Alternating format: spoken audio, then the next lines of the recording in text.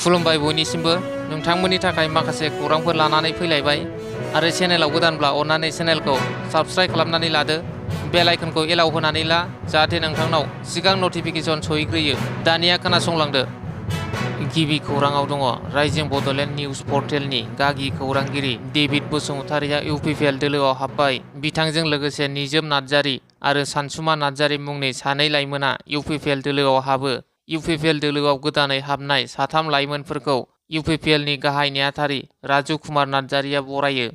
नैथि खौराङाव दङ बर'नि मुंदांखा देंखोगिरि बानुमति बंसियारिया रुंसारि जाबाय। मिथिनो मोननाय बायदिब्ला बिथाङा गोबाव समनिफ्रायनो केन्सार बेरामजों नाख्रेबजानानै फाहामथाय लागासिनो दंमोन। नाथाय दुखुनांथाव बाथ्रा दि बिथाङा थांनाय 25 मे खालि अराय समनि थाखाय बे बुहुमखौ नागारलांबाय। थामथि खौराङाव दङ रुंसारि फैलाव बसुमतारिनि जोबथा बिदाय एबा सारादु खुंफुंदों। बर' सावथुन मुलुग आरो असमिया सावथुन मुलुगाव बयजोंबो सिनायजानाय बयनिबो गोसोखौ गोजोन होग्रा फैलाव बसुमतारिनि सारादु खुंफुंदों। बिथां फैलाव बसुमतारिया थांनाय 22 एप्रिलाव बयनिबो मेगनाव मोदै लाहोनानै अरायनि थाखाय रुंसारि जालाङो। थांनाय 25 मे खालि रुंसारि फैलाव बसुमतारिनि जोबथा बिदाय होनाय सारादुनि समाव दुलाराय बर' हारिमु आफाद, बर' सावथुन महरगिरि आफाद, दुलाराय बर' फरायसा आफाद, बर' थुनलाइ आफाद आरो गुबुन गुबुन गौथुमारि आफादनि दैदेनगिरि, बिबानगिरि आरो राजखान्थियारि आफादनि दैदेनगिरि, बिबानगिरि बिथांमोना बाहागो लादों। ब्रैथि खौराङाव दङ बलिउडनि मुंदांखा फावखुंग्रि प्रीति जिन्टाया पहेलगाम जाथायाव मुंख्लं जानायफोरनि बिसिफोरनो आर्मी वाइफ वेलफेयार एस'सिएशननो 1 कौटि रां अनसुंथाइ होदों। बाथि खौराङाव दङ आसाम प्रदेश कंग्रेस कमिटिनि गोदान आफादगिरि बिबानखौ गौरब गगैनो गथायबाय। द'थि खौराङाव दङ दतमायाव सासे लाइमोना गोदानै बेखेवदों दा गेलेक्सि फेमिलि सेलुन।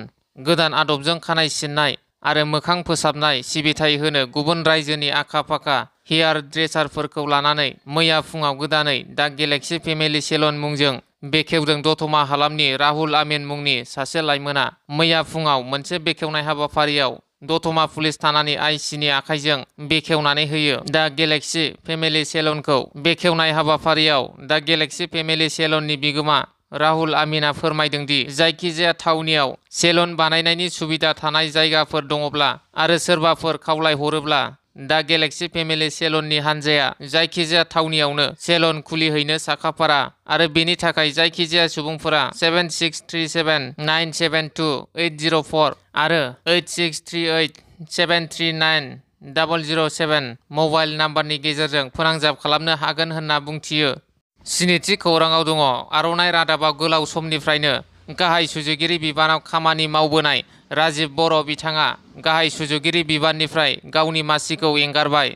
दाइनथि खौराङाव दङ नार्जारि फार्म आरो जुमदुवार मण्डल बिजेपिनि मददजों गागसा सि-रोमसि क्लाबनि बानजायनायाव दिनै 27 मे मंगलबार सानखालि सानसेयारि जोलुर बादायलायनाय खुंफुंनो साखाफारा। बे जोलुर बादायलायनाया दिनै फुंनि 9 रिंगानिफ्राय गासै मोन 8 हानजानि गेजेराव जागोन। बेनिखायनो बे जोलुर बादायलायनायाव गसाइगाव आरो खासियाबारि ओनसोलनि जोलुर गेलेनायखौ नायनो मोजां मोनग्रा रायजो राजाफोरखौ बयखौबो लैहोर लैहोर फैनानै नायफैनो थाखाय नार्जारि फार्मनि बिगोमा राहुल नार्जारिया खावलायहरदों।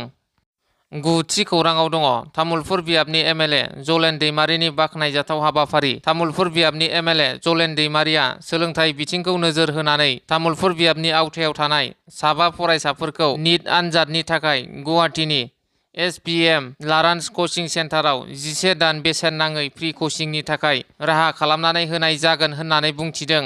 एमएलए जलेन दैमारिया तामुलपुर बियाबनि आवथायाव थानाय फरायसा फरायसुलिफोरा बेसेन नाङै कचिंनि थाखाय एप्लाइ खालामनो हासिगोन। 7099078514 मबाइल नाम्बाराव वाट्सएपनि गेजेरजों हाय मेसेज हरनानै एप्लाइ खालामनो हासिगोन। फैगौ 6 जुन खालाराव एप्लाइ खालामनायनि जोबथा सान आरो 8 जुन खालाराव तामुलपुर हायार सेकेन्डारियाव सायख' आनजाद खुंनानै निट आनजादनि थाखाय 7 सुबुंखौ सायख'नाय जागोन होनना खौरां बिजोंनि गेजेरजों मिथिहोयो एमएलए जलेन दैमारिया। मख'नांगोन दि तामुलपुर बियाबनि एमएलए जलेन दैमारिया सिगाङावबो इउपिएससि आरो एपिएससि आनजादनि थाखाय तामुलपुर बियाबनि फरायसाफोरखौ फ्रि कचिं फोरोंथायनि थाखाय राहा खालामना होबोदों। बे बोसोरावबो मेडिकेल आनजादनि थाखाय 7 फरायसाफोरखौ सायख'नानै गुवाहाटीनि एसपिएम लारान्स कचिं सेन्टाराव जानाय थानाय बिजाब खरस गासैबो राहाखौनो खालामना होगोन होननानै रोखायै फोरमायथिदों।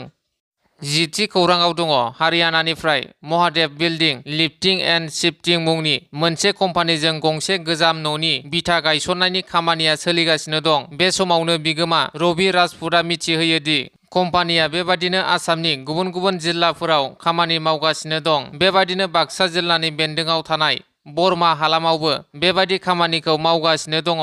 आथिखालाव बेफोरबादि गोजाम गाहाय न'फोरखौ गोजौ थाखोसिम फोजौनो हानायनि राहा दंसै। बेबादि खामानिखौ नोंथांमोना मावहोनोबोला 9050642119 मबाइल नाम्बारनि गेजेरजों खौरां लानो हागोन।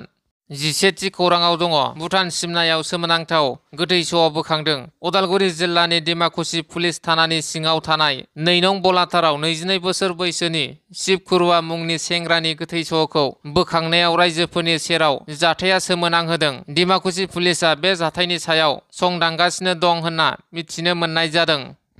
12थि खौराङाव दङ फिट इन्डिया सानडे अन साइकेल बिथांखिजों क'क्राझाराव साइकेल सालायदों। क'क्राझार प्रेस क्लाब आरो साइ एसटिसि अथ'रिटिया फिट इन्डिया सानडे अन साइकेलनि गेजेरजों हादरनि सुबुंफोरखौ देहा जोथोन फारसे गोसो थांहोनो आरो हादरखौ फिट लाखिनो हादरनि दाब दाब थावनियाव थानाय साइ सेन्टारआ गुबुन गुबुन बिथिङाव हाबा मावनाय हान्जाफोरखौ लानानै साइकेल सालायनाय हाबाफारि मावफुंगासिनो दं। बेनि गेजेरावनो थांनाय 25 मे खालि हादरनाङैनो दाब दाब थावनियाव साइ एसटिसिआ खौरांगिरिफोरजों लोगोसेयै साइकेल सालायनाय हाबाफारिखौ मावफुङो।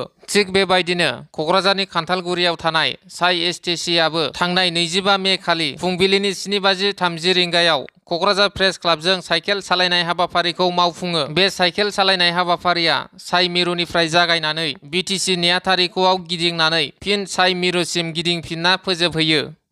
13थि खौराङाव दङ हादरनि गाहाय मन्त्रि नरेन्द्र मदिया मन की बातनि जोहै अपारेशन सिन्दुर खौरां फोरमायहरनायखौ गासै रायजो राजाफोरनो खोनासंहोनाय हाबाफारि लायो। बेजों लोब्बा लाखिनानै धेमाजि जिल्लानि मिसामारा गामि पन्चायतनि सिङाव थानाय 4 नं वार्डनि नावखाथायाव गामिनि रायजो राजाफोरा आखायाव हादरनि फिरफिला लानानै हानजा सुरनाय हाबाफारि लायो। 14थि खौराङाव दङ 9 नं बनरगाव बिजेपि मण्डलनि जयनिं हाबाफारि।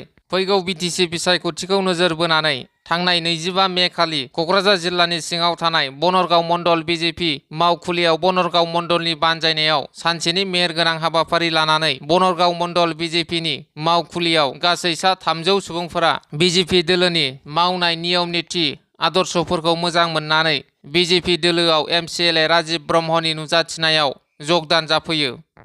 15थि खौराङाव दङ हादरनि गाहाय मन्त्रि नरेन्द्र मदिनि 122थि मन की बातखौ जुमदुवार मण्डल बिजेपिआ श्रीरामपुर गामियाव रायजो राजाफोरनो खोनासंहोदों। हादरनि जौगानायनि आरो भारत सरकारा रायजो राजाफोरनि थाखाय मा खामानि मावनो हाखो आरो मा खामानि मावनो थांखि लादों बेफोरखौ रायजो राजाफोरनो गासैबो दाननि जोबथा रबिबार सानखालि मन की बातनि गेजेरजों फोरमायबोबाय थानाय बायदिनो थांनाय 25 मे खालिबो फुंबिलिनि 11 रिंगायाव जागायनाय 122थि मन की बातखौ क'क्राझार जिल्ला बिजेपि दोलोनि नेहाथारि राहुल नार्जारी बिथांनि मददजों आरो जुमदुवार मण्डल बिजेपिनि सिङाव थानाय श्रीरामपुर बुथ कमिटिनि बानजायनायाव श्रीरामपुर गामियाव रायजो राजाफोरनो गाहाय मन्त्रि नरेन्द्र मदिनि मन की बातखौ खोनासंहोनाय जायो। बेजों लोगोसेनो अपारेशन सिन्दुरनि जाफुंसारनायखौ लानानै भारत सरकार आरो भारतारि रौनिया बिफानखौ मान होनानै राहुल नार्जारीनि दैदेननायजों मोनसे तिरंगा लानानै हानजा सुरनाय हाबाफारिबो खुंफुंदों। 16थि खौराङाव दङ बेरगावआव 100निबो बांसिन रायजो राजाफोरा बिपिएफआव जयेन जादों। 32 नं बेरगाव बियाबाव इउपिपिएल बिजेपि नागारना फिन बिपिएफआव जयेन जादों। बेरगाव ब्लकनि सिङाव थानाय दरमजुलि साहा बागानाव बिपिएफनि आफादगिरि महेन्द्र बसुमतारीनि मासि सामलायनाय मोनसे आरांगा मेलाव इउपिपिएल बिजेपि आरो कंग्रेसनि सा 100निबो बारा रायजो राजाफोरा आखाइ हमफैयो।